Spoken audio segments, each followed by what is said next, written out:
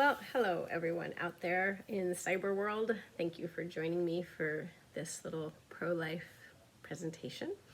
I'm Becky Greene, and I've been blessed to participate in the Sanctity of Life series put on by St. Timothy's Parish for well over, I think it's 8 years. I think I first presented when I was pregnant with my fourth child, my son Caleb, who will be 8 this year, and I've since gone on to have another child, my daughter Kateri. My husband and Steve and I have 5 kids total, 3 boys and 2 girls. I'm not someone who really thought I'd have this many kids. Sometimes I feel like George Bailey when he came home from the office after Uncle Billy had lost $8,000, and he was all upset and he's complaining, why do we have to have all these kids? I understand that. I ask that question sometimes. But the answer is simple: because they're gifts. God gave them to us. Each one represents a light in the world, a sacramental reality loved into existence by a creator who allowed me and my husband to participate in this divine plan. It's a miracle and it's a blessing. He also gave us this many kids because it was too quiet in my head and too clean in my home. I apparently needed more screaming and bird calls. God must firmly believe that having multiple socks and sharp Legos on the floor is a very cluttered pathway to heaven for me. At least that's what I like to think. I do homeschool all of these children, and I do not drink. Now, if you told me when I was 24 that I would become a Catholic homeschooling mother of 5 children, I would have laughed at you and accused you of being off your cradle rocker. I was a self-proclaimed agnostic feminist. I didn't really understand feminism, but Hollywood told me what it was to be liberated and empowered, so if it's good enough for Whoopi Goldberg, right? But I wound up meeting my husband-to-be, and he was a Catholic youth minister. We were a match made in purgatory. Not surprisingly, one of the biggest things we disagree about, argue about, fight about, was the church's position on abortion. I was pro-choice. Why can't these religious people just leave women alone and let them do with their bodies what they choose? But what I found when I entered the RCIA process as a birthday present to him was that the pro-choice argument is never defended, right? It's just hurled like a grenade, and then the person who tosses it runs. There's no opportunity for dialogue. The pro-life position is not just ignored, it's intentionally silenced. The media does an absolutely brilliant job of suppressing the pro-life position. Just look at the coverage of the March for Life every year, right? Hundreds of thousands of men, women, and children from all walks of life are gathered in our nation's capital. And they are walking the streets in this peaceful and civilized manner, exercising their fundamental First Amendment right, and you don't hear a peep out of the mainstream media.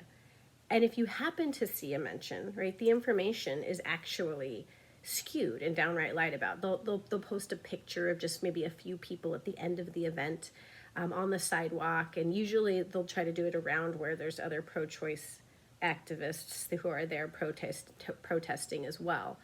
And it's intentionally glossed over and it's ignored, and they'll just say hundreds of anti-abortion protesters gathered near the nation's capital. It's meant to mislead. The media knows what they're doing, and they know because they are culture makers. They are the ones feeding the group think.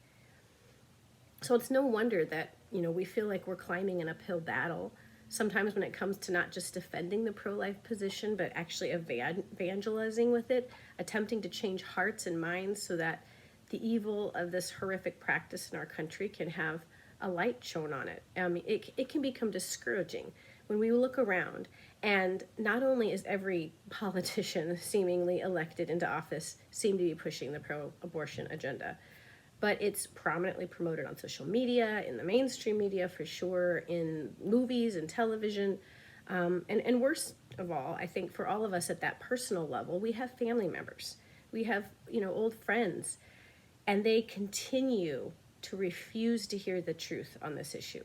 They almost practice willful ignorance, and they will continue to vote pro-abortion candidates into office. They continue to proclaim themselves as pro-choice, even if they maybe don't personally agree with it themselves. They still march out that line. Well, I can't tell others what to do. And they'll cast off your arguments as merely religious propaganda, and it can be exhausting, right? And even in normal times, we can scratch our heads and we can wonder, is there anything we can do to change this insanity? Are our prayers even being heard? Are any of our efforts that we're making having any kind of a dent? But now, amidst a health crisis, it can seem even harder to know, how do we continue our pro-life mission in a world that is locked down, masked up, distanced, and reminded every day that there's only one thing you should care about: COVID-19, right? I find it telling that one of the smallest things on the planet has moved the world to its knees. A few nanometers of protein has changed everything, not for the better, but how we respond is what counts. We are living in a world that for the past year has been desperately afraid of death. And I mean death from only one thing. So much that we have forgotten how to live. And I think you can trace this back to the societal obsession with controlling death, which of course is an impossibility, because we've rejected God. COVID-19, while certainly one of many physical threats in the world at any moment, isn't the greatest threat to the most vulnerable. It's just one of the many realities of a fallen world, right? A nasty virus circulating throughout the populations happened before. It'll happen again. It's here. It can't be stopped or even slowed or overturned. The greatest threat to the most vulnerable is, in fact, the fear that convinces us we need to escape burden, inconvenience, suffering, age, disability, pain, sickness, you name it, at all costs. And that means the vulnerable pay the price. That's what abortion is. Fear is the dictating factor in all this. We are afraid of death because we've become a culture of death. Every lie that governs this world now, especially when it comes to the value of life, the dignity of the unborn, the sanctity of marriage, it's all a perversion, a twisting of good. It is all rooted in the rupture between God and the creation after the first sin, right? The rupture between man and woman, the rupture between human beings and their own nature, that is death. And the root of this evil that plagues us started with a very tiny lie by the serpent, a very nuanced twist when he tells the woman in the garden, you will not die if she takes the forbidden fruit, right? Of course, what ensued was death itself entering into the world, and we've become obsessed with it ever since. And so we have this strange paradox, if you will, of a culture that fears death so much it's willing to stop living to escape it, and it fears living with suffering and sacrifice so much it's willing to use death to escape it. What can we do? I feel right now we are being shrunk back into a much smaller physical space. But I think we're also being asked to become more interiorly reflective within our own souls. St. Albert the Great said, he who enters into the secret place of his own soul passes beyond himself and does in very truth ascend to God. Banish therefore from the heart the distractions of earth and turn thine eyes to spiritual joys, that thou mayest learn at last to repose in the light of the contemplation of God. Cool, right? When I cuddle with my 7-year-old Caleb at night, we like to play this game based off the children's book, Guess How Much I Love You. If you're not familiar, the story follows the dad and his little son Rabbit through the forest as they're heading back to their little cave to go to bed. And they're competing with one another about who loves who more. And I love you as high as I can reach. And of course, when the father reaches up, he can reach higher than the little boy. And of course, it's showing that the father has more love for the child than the child can possibly have for him. And Caleb and I will play this one-up game regarding how much we love one another. And we make up ridiculous distances like to the end of the universe and back. And then the other will add on, another round trip across the universe and back. I love you to infinity and back. And I love you to infinity and back and beyond. And times 3, times 10. You get the idea.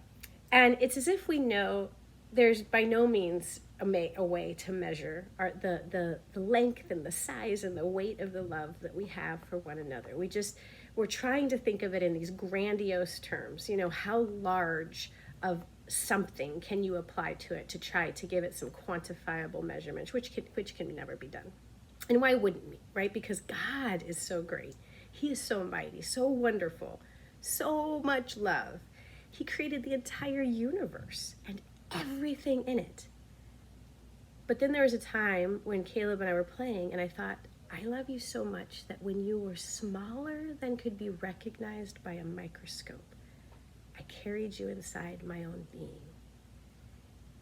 A small, small thing of great love inside myself. It made me think of Bishop Fulton Sheen's quote, "The greatest love story of all time is contained in a tiny white host." We often think of God's grandeur in the great wonders of his physical creation. And yes, his love is all around us, of course, and his death on the cross, right? It shook the entire universe, and it sent a ripple effect in both directions through time until the end of time. And it's beyond anything we can wrap our minds around, really, right? Just love flowing over into a scope of existence we can't measure or fully explain or fully understand. And yet, it also manifests in something so small, a babe in a young woman's womb, recognized only at first by his own tiny cousin, also in utero. And now, as Bishop Sheen states, a tiny white host. So what does this have to do with this talk, you might be asking? Because we are facing a time when the world is in disarray, right? And we are so small in comparison. We are limited, just as an unborn baby is limited. We are restricted. We are incapable of changing much. We don't have much recourse to make any changes. Even that which might be unjust or wrong or unfair or miscalculated or dangerous or damaging, it's all too big. And that's perhaps the point. Everything must become smaller. And yet in being small, in our focus being oriented toward the very little personal, intimate efforts to be pro-life, to live this pro-life mission, we have the power to change the world. Many of the saints talk about this, right? Throughout history, we hear that. We know St. Teresa of Calcutta says, not all of us can do great things, but we can do small things with great love. So during this time, we need to focus our pro-life efforts on the small things with great love. We become the tiny host. We are focused on the tiny baby. Through tiny interactions, we plant small mustard seeds that can grow into large mountains. Because this is not the time that we can be at the March for Life with 500,000 other pro-lifers. We can't even be at Mass with our entire congregation. It shouldn't be this way. Nobody likes the time we're in. We're all like Frodo from Lord of the Rings when he says, "I wish it need not happen in my time." But then, of course, what does Gandalf respond? "So do I, and so do all who live to see such times. But that is not for them to decide. All we have to decide is what to do with the time that is given us." It is the time for that visitation. We can do small things with great love. We scale everything back to the smallest moment, to the most intimate exchanges, to the most minute tweaks in thinking and in attitude and behavior. And I'm going to give you 6 small, simple, and doable ideas that you can do right after you finish watching this talk, if you'd like. Unless it's like 2 a.m., then I encourage you to roll over and go to sleep, because that's also a very important thing you need to do. Number 1, wear the pro-life message. Okay, there are plenty of Catholic and Christian and pro-life clothing companies out there. You don't even have to speak to share the pro-life message with the world, right? Put on the garb, put on the pro-life sweatshirt or the t-shirt and wear it out there. Put the pro-life bumper sticker on your car. Now, of course, there's the caveat. I was afraid to do this myself for a long while. I was afraid to put anything on the back of my car because I maybe didn't want to, witness wrongly in my reaction to a person that possibly cut me off when I got this giant sticker on the back of my car that says, "Smile, your mom chose life." And so I was very concerned, but I think it's been helpful because I think my guardian angel is like, working a little bit overtime it's a good check for me to make sure that I hold my tongue and hold any inappropriate gestures that might otherwise be delivered, so it's good. It's a good thing. It's a good reminder. We need to be broadcasting our faith, and we need to be broadcasting our love for babies and our concern for the sanctity of life and our respect for the dignity of all human life from conception to natural death. Number 2, take time when you're home more to study up on the pro-life arguments. It does no good to have conversations with your neighbor, with your coworker, if you can't articulate the pro-life position or haven't thought through some important questions to ask.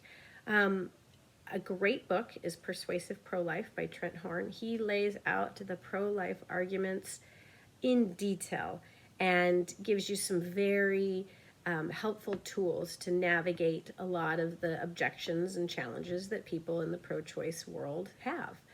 Another place you can go is Stephanie Gray gave an amazing presentation to Google. Yes, Google.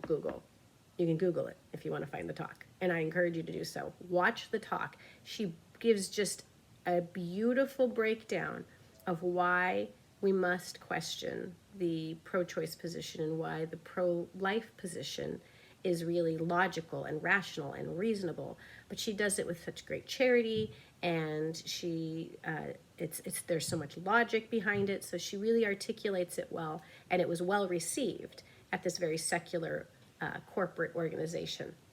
So these are wonderful ways to bolster your back pocket conversation points, and you want to have those available because you never know when you're going to get into conversations. I've gotten into conversations with the guy at Albertsons, just walking in and having conversations with him.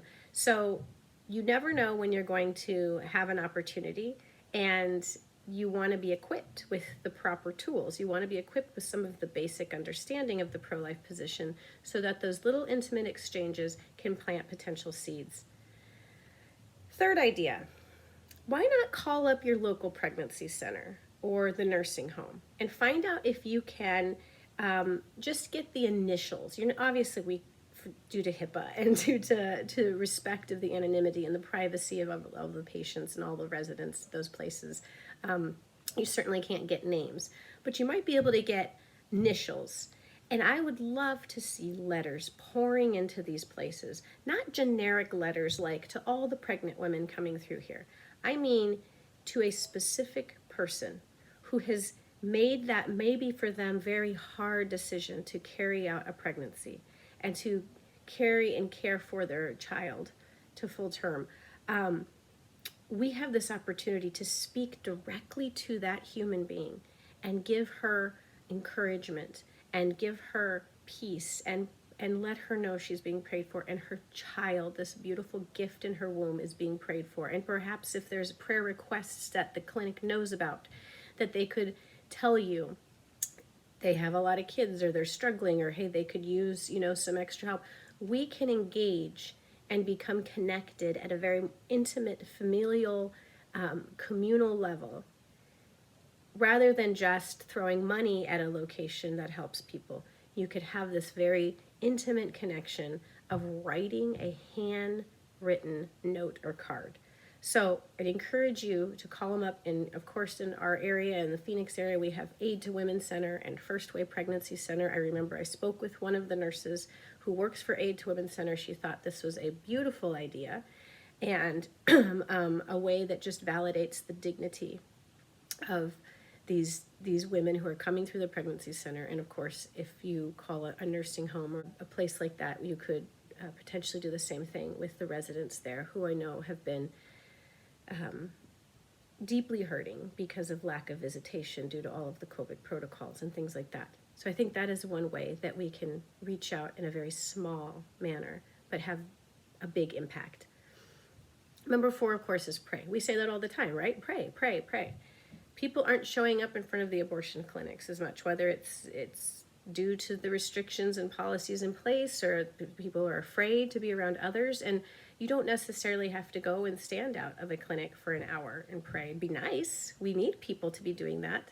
but you can also spend 5 minutes. I was coming home with my kids from the chiropractor one day, and we just swung in, walked up and down the sidewalk for 1 decade of the rosary. We just did 1 decade together, because really scrambling my 5 to keep them from running into the street or being crazy or climbing on the trees, we needed to stay for only a short amount of time. So you can just swing in and do that every now and again. You can stop at any moment and you can say a memorare for a specific person who may be that day considering abortion. Mary knows. Hand it off to Mary. Hand it off to our mother. She knows exactly who needs that prayer at that moment. The Holy Spirit's going to move you. I'd encourage you to make a list of the loved ones in your life who are away from the church, or those you know who may be guilty of voting for a pro-abortion candidate, for instance, it's a grave sin, especially if they're doing so because the person is pushing abortion. So I would write down, make a list of these people who hold these staunch pro-choice positions, and each day pray by name for conversion for these people. Incorporate them into your daily prayer. Offer them a novena, Our Lady of Undoer of Knots, to unbind any of the diabolical influences that are keeping them so blind to the truth about this issue. And the devil really wants this issue to be out of mind. He doesn't want people pondering it. So pray by name for these individuals that you know. We all do. We all know plenty of people. Number 5, one of the most pro-life things you can do is to live your life and live it with Catholic gusto. Pope Paul VI once wrote, "Modern man listens more willingly to witnesses than to teachers. And if he does listen to teachers, it is because they are witnesses." Now, I don't mean running around and signing up for skydiving lessons or planning some exotic vacation in the middle of a health crisis. I don't mean surrendering prudence, right? Obviously, death lurks behind every corner to some extent, and we can't be strapping ourselves into bunkers until Jesus comes again. We still need to take a certain level of healthy precaution when it comes to engaging in the world. Okay, we drive the speed limit. We watch how many cookies we eat. We lock our doors at night. We use care when using matches, and of course we're doing our best to avoid situations that can greatly increase the chances of getting sick if we're vulnerable. But we can't be seen to the rest of the world that is so lost in fear that we as Christians don't have hope and believe in the power of prayer. We have to show we believe in the human experience. Anyone who has children knows some of the greatest lessons for our kids come from their stumbles and their pains, right? We can't bubble wrap them and shield them from life in order that they never experience hardship. Instead, we embolden them. We teach them, we encourage them, we give them tools to weather the hardships when they come, because they will come. And then they become lights to others in the storms, rocks on which the truth and the protection, the real protection, can be depended. Have you ever been somewhere where you see a police officer walk in, maybe, and he's fully decked out, or someone in combat gear, a soldier, and suddenly there's just this, I don't know, the surroundings become, for me at least anyways, I'm less afraid. There seems like there's this presence of protection that's in the room. We as Christians are witnesses to joy, to hope, to smiles, to faith, to prayer. We're, in fact, this protective presence to the evil because we're walking sacraments. Your body is an incarnational reality of heavenly love that was breathed into dust and then made new through the waters of baptism. Every time you consume the Eucharist, you're a walking tabernacle. You're clothed in the armor of God and filled with His Spirit. You need to be out there. You want to be calming reminder to others that life is good even in the hardships, that it's worth living even if there's risks to living, because there are. To a world that sees every human being as a contaminant, as some walking biohazard ready to strike, why wouldn't someone the size of a sesame seed inside a woman's body be seen as anything but a pathogen to easily get rid of, right? We have to be a sign of hope, of normalcy, of stability, of smiles and conversation. We must be living witnesses to others that we have confidence that God gave us this day for a reason, and we don't hoard it. We can't be so afraid of losing today that we don't use it how God intends us. Like the man in the parable in Matthew 25, who's given 1 talent from his master, and what does he do? He goes and buries it. He's so afraid of losing it. He says, I was afraid, and I went and I hid your talent in the ground. It doesn't work out well for him. Live your days with appreciation for them and share them with others. And finally, love your family. And of course, everything, especially now, must start in the family. The most pro-life thing you as an older adult can do is share your enthusiasm for life. I was chatting after Mass recently with a lady who had just celebrated her 75th birthday, and another lady was standing with us, and she had said something along the lines of wishing she could be my age again. And the other woman said, oh no, I wouldn't change anything. I love being this age.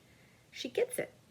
She sees that she's not less than who she was when she was in her 40s or her 20s. She's not unhappy because youth is behind her. She's joyful about life and grateful for whatever years she's given and whatever circumstances play out.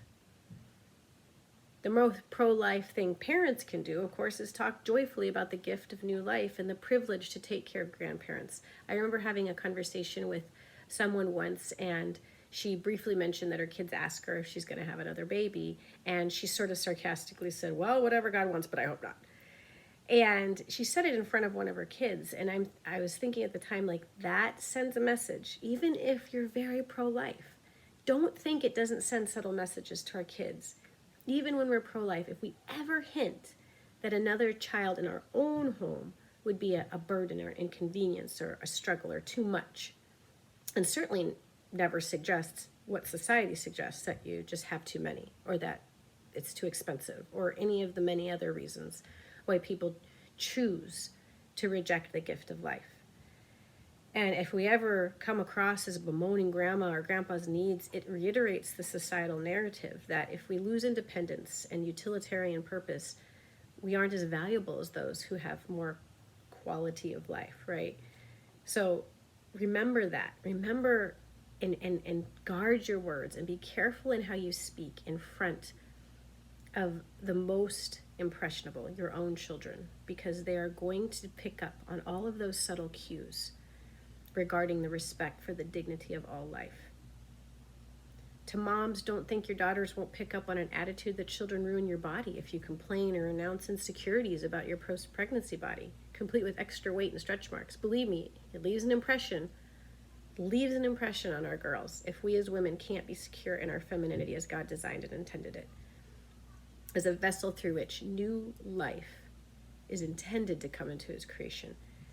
If we keep playing into secular society's hand by convincing ourselves our motherhood is somehow a waste of our potential, we'll pass this mentality on to our children. So the very little, most significant thing you can do within the home is celebrate motherhood. Celebrate it in your family. And men, it's so important that your children hear from you that you love them, but even more so that God loves them, and that they see you praying, that you pray with them, and that they witness you praying on your own. Children will be much less inclined to fall into the atheistic pits if dad is secure enough to be on his knees in prayer. My kids are still praying that I conceive twins at some point. Is it possible?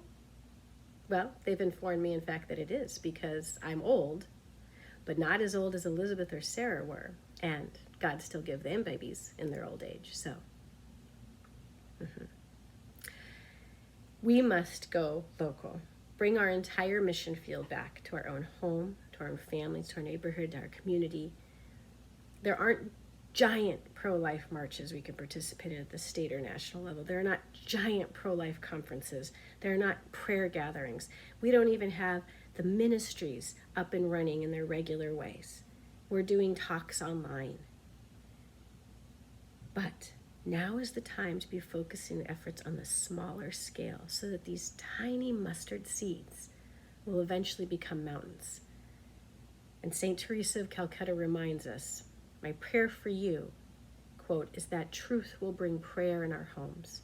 And from the foot of prayer will be that we believe that in the poor it is Christ. And we will really believe, we will begin to love, and we will love naturally. And we will try to do something, first in our own home, next door neighbor, in the country we live, and in the whole world. Thank you so much, and God bless you all.